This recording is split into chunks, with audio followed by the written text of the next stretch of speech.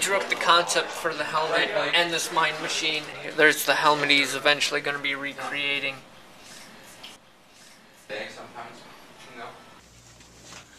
This is a screen for the observation room. This is something I threw together in Photoshop and put it into After Effects and animated it. I'm making a shockwave right now. Really? Yes. It's being a pain. But I'm making it look realistic. I'm working on the bridge scene. I'm unwrapping the bridge. It's the one that gets nuked in the nuke scene. Working on the smart bullet.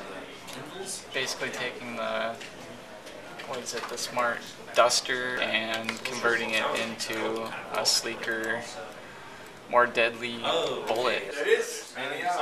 No, that's a lot cleaner. Do you feel like that's a lot better? It's probably a little bit more efficient now when you render it.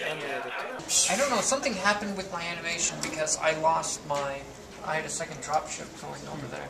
But more or less encountered a problem. Since this goes in, this has to be out and opens out, otherwise it'll clip at the door. And it still does a little bit, but you shouldn't notice it at all. These right here are lyrics.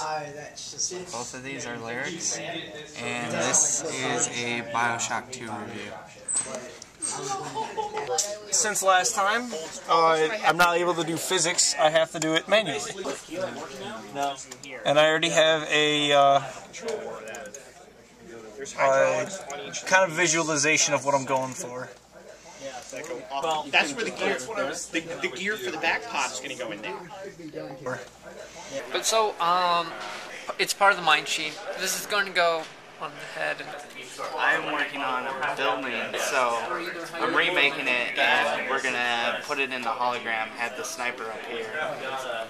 So we got the final version of the memory extraction machine here, made out of the 3D print machine we have here at UAT. It was printed in different pieces in chunks for me to assemble after COA modeled it. This is animation 58.2 of Smart Bullet. Mendez shoots a Smart Bullet, and it basically goes up, starts to find its target, zips through some alley, and then blows up Ryan's neck. 2 months in. And that doesn't look good already. Where's the rest of the scene? Hey, America. How you doing? So what's Mark doing? Oh man, I'm making the hallway outside the interview room. Trying to make that stuff pop. I have to finish texturing this. The weekend I'm texturing the ground.